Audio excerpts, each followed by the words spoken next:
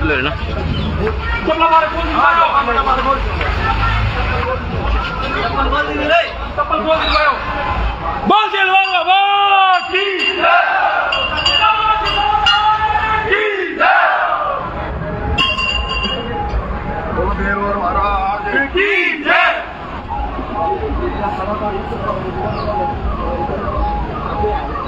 ऊपर आ जाओ।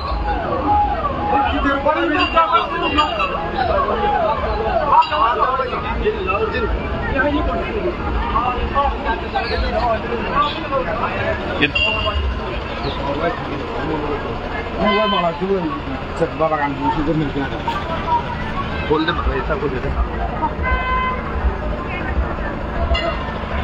अभी वो मार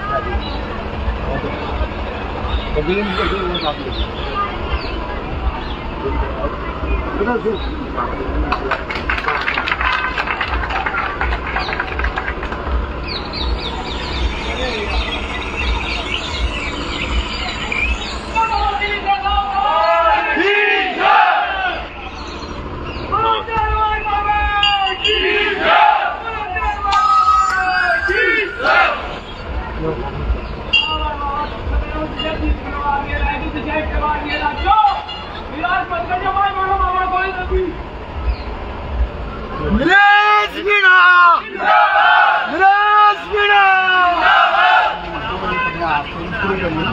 यात्रा इसको लेकर बाबा का भी आ जाएगा साथ ही।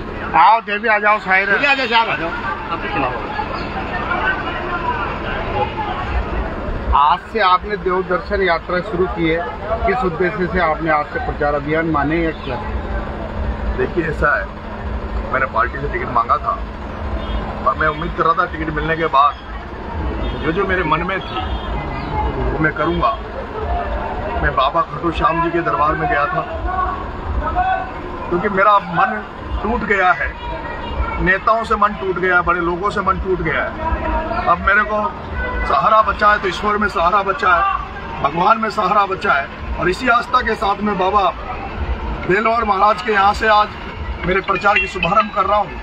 आज मेरा मन प्रचार करने का नहीं है, केवल मात्र आज मैं देवली उनियारा में जितने भी देवी देवता हैं, जहाँ केवल गाँव के देवी देवता नहीं, जहाँ सभी लोगों की आस्था है, दूर दूर से जहाँ दर्शन करने श्रद्धालु आते हैं, धार्मिक लोग आते हैं, उन सभी देवताओं के आज मैं ढोक देने आया हूँ और उनसे आशीर्वाद लूंगा, उनके भक्तों से आशीर्वाद लूंगा। इसी मकसद से आज आपका भाई इस देर उगलाना की धरती पर बाबा देलवार महाराज के दरबार में पेश हुआ है। जिंदाबाद। बोलो देलवार बाबा की जय।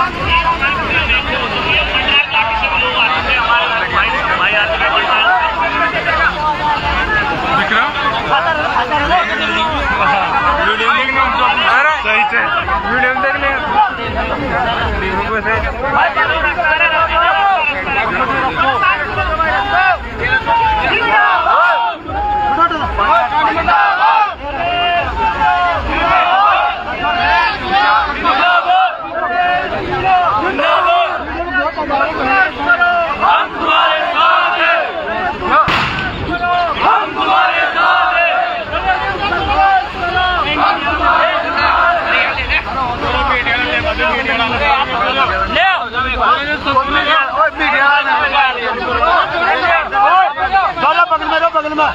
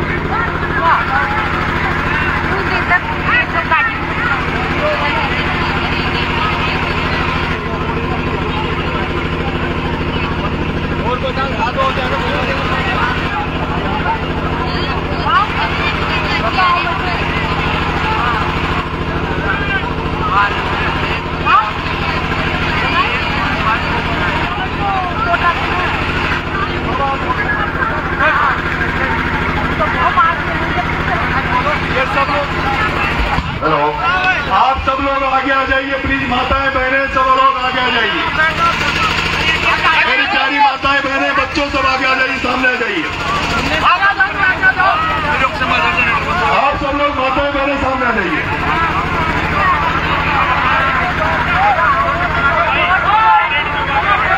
नहीं रहने दो।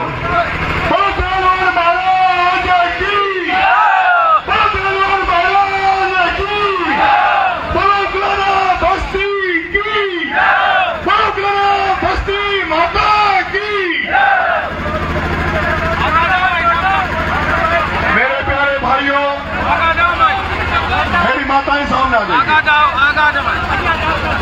आगे बैठो।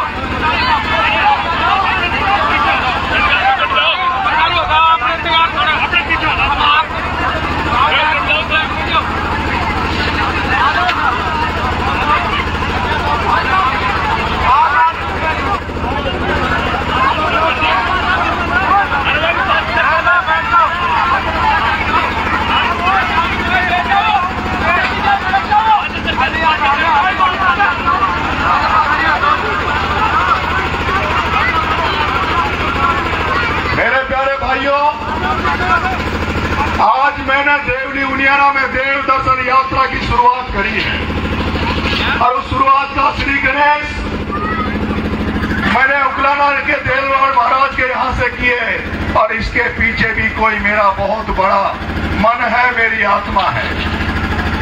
मेरे उकलाना के पंच पटेलों, मेरे उकलाना की मेरी प्यारी माताओं, मेरे उकलाना के प्यारे युवा साथियों, प्यारे बच्चों, आप सोच रहे होंगे कि पिछले दिनों से नरेश मीणा का जो भी सोशल मीडिया पे देखते हैं, कहीं न कहीं नरेश मीणा धार्मिकता में है, नरेश मीणा मंदिरों में ढोक दे रहा है।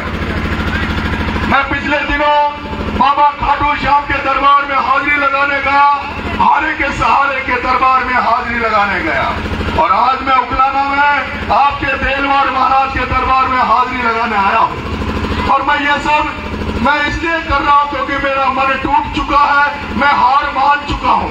पिछले 25 साल से मैंने जनता जनार्दन जनमानस की सेवा करी, मैंने जनमानस के लिए अपनी उम्र को निकाल दिया, अपनी जवानी को निकाल दिया, लेकिन मुझे जो मेरा मकसद था राजनीति में आने का, वो मुझे मेरे सामने अंधेरा आ गया, मुझे मेरा मकसद सफल होता हुआ नजर नहीं आया। और ऐसे में मैंने बाबू खाटू श्याम जो हारे के सहारे हैं, जब जिनका कोई धनी नहीं हो, उनको बाबा श्याम का आशीर्वाद मिलता है और इसी उम्मीद के साथ बाबा श्याम खाटू के दरबार में मैं हाजिरी लगाने गया। मुझे विश्वास था बाबा खाटू श्याम के आशीर्वाद से आपके बेटे नरेश मीणा को कांग्रेस पार्टी का टिकट मिलेगा, लेकिन मुझे टिकट नहीं मिला।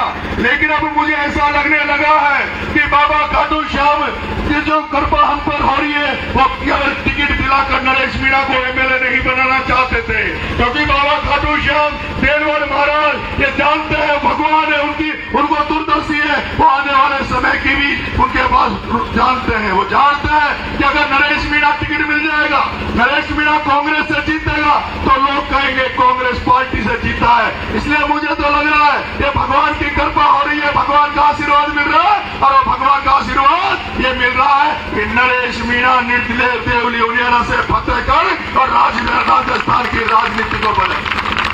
जो शक्ति मुझे मिल रही है, जो ऊर्जा मुझे मिल रही है और जो छात्र युवाओं का साथ मिल रहा है, उससे तो ऐसा लग रहा है कि राजस्थान में ये जो चुनाव है, इसमें शायद कांग्रेस और भारतीय जनता पार्टी दोनों की जमानत जब्त हो जाएगी और रिकॉर्ड वोटों से आपका बेटा चुनाव जीतेगा। मेरे उकलाना के पंच पटेलों, मेरे उकलाना के पंच पटेलों में शुरुआत करने आपके गांव में आया हूं और मैं आपसे निवेदन करना चाहता हूं, मैं आपके चरणों में ढोक देना चाहता हूं। मैंने अखबार में टीवी में पढ़ा है, एक बार ऐसा था कि जो देश में जो सांसद बनते हैं, वो एक सांसद एक गांव को गोद लेगा।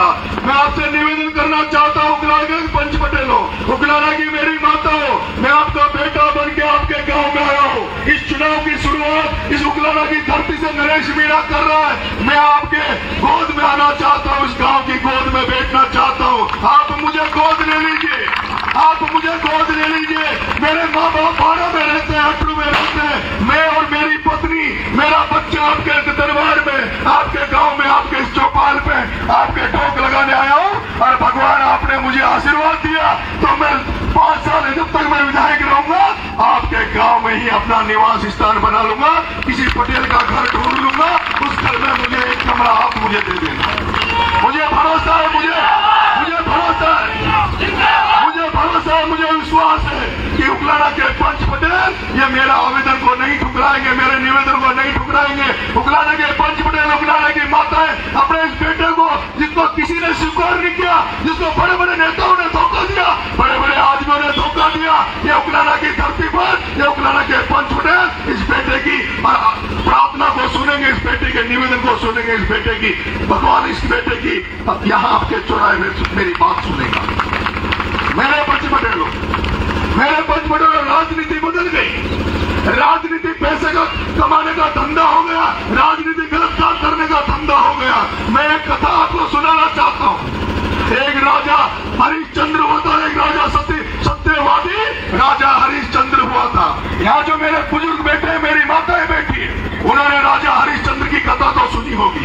राजा हरिश्चंद्र एक दानदाता हुआ, जिसकी फेमस पूरी दुनिया वर्ल्ड में, जिसका जो उस समय था उसका नीचे से लेके पृथ्वी स्वर्ग में सब जगह बाबा हरिश्चंद्र, राजा हरिश्चंद्र की दान की बातें होने लगी, उनकी लोकप्रियता की बातें होने लगी। तब विष्णु भगवान ने सोचा ये जो राजा हरिश्चंद्र ये कौन हो गया जिसकी इस तरह की वाहवाही हो रही है, इसके इस तरह से लोग उसको मान रहे हैं। जब विष्णु भगवान को यह पता लगा तो विष्णु भगवान ने महर्षि विश्वामित्र को राजा हरिश्चंद्र की परीक्षा लेने भेजा। राजा हरिश्चंद्र की जब विष्णु भगवान ने विश्वामित्र को राजा हरिश्चंद्र की परीक्षा लेने भेजा तो विश्वामित्र ने राजा हरिश्चंद्र से कहा कि तुम दानदाता हो, तुम्हारी ख्याति चारों तरफ फैल रही है, क्या तुम मैं मांगूंगा जो दोगे, क्या तुम मैं जो दान मांगूंगा वो दोगे? तो राजा हरिश्चंद्र ने कहा कि भगवान मांगिए, जो मेरे पास है वो सब कुछ आपका है, जो मेरे पास है वो सब कुछ आपको न्योछावर कर दूंगा। तो विश्वामित्र ने कहा मुझे तुम्हारे राजपाट चाहिए, मुझे तुम्हारा राज्य चाहिए, मुझे तुम्हारा सब कुछ चाहिए। तो तुरंत ही भगवान राजा हरिश्चंद्र ने बिना कोई कुछ सोचे समझे सारा राजपाट विश्वामित्र जी को दे दिया। उसके बाद भी विश्वामित्र जी ने फिर उनसे परीक्षा दी कि मेरा अभी भी काम नहीं चला, आपके राजपाट से काम नहीं चला, मुझे और कुछ भी चाहिए।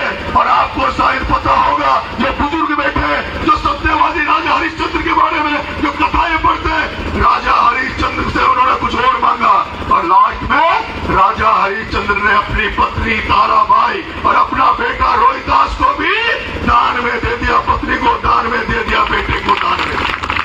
और फिर राजा हरिश्चंद्र के पास जब कुछ नहीं बचा तो राजा हरिश्चंद्र जो गांव का शमशान घाट था, उस शमशान घाट पर कोई व्यक्ति जो उसको संभालता था, उसको देखता था, उसके पास जाके नौकरी करने लग गया।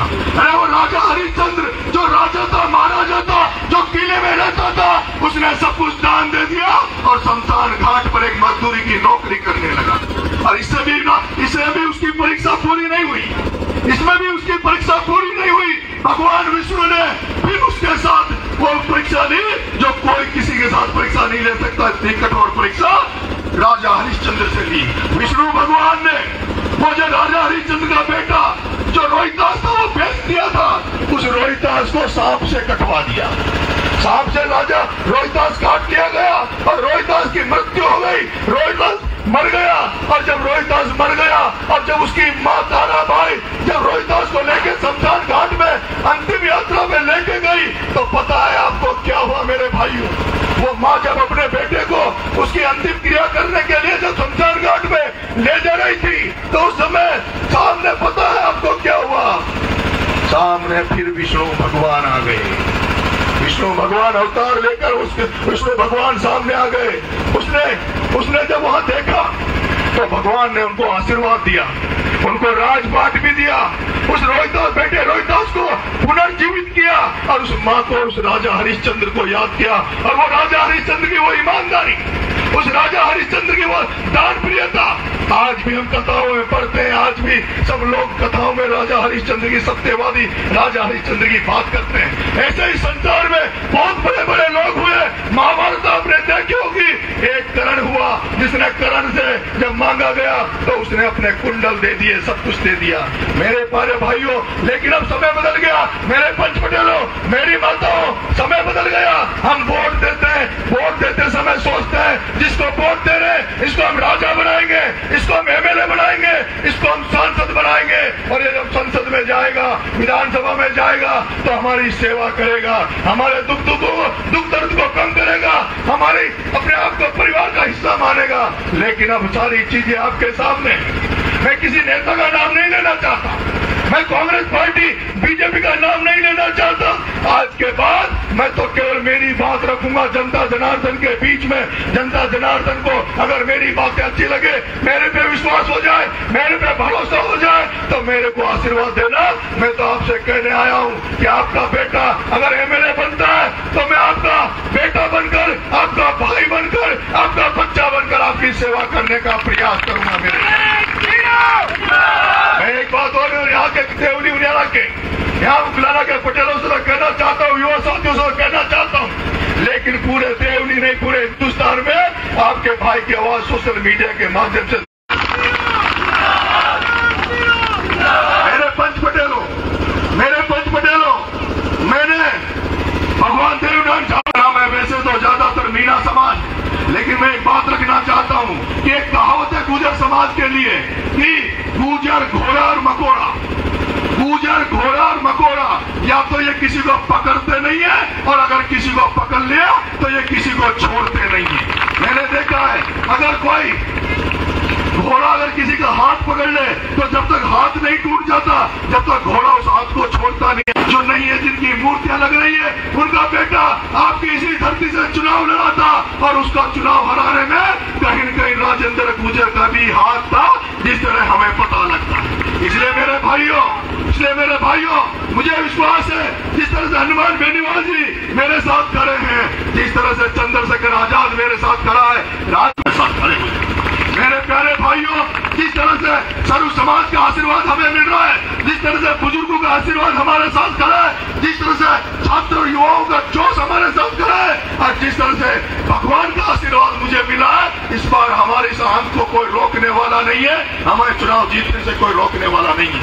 मेरे पंच पटेलों, उकलाना के पटेलों, मेरा एक इच्छा है, मन में इच्छा है, मैं चाहता हूं कि विधानसभा चुनाव तक मैं उगाने नहीं जाऊंगा किसी नेता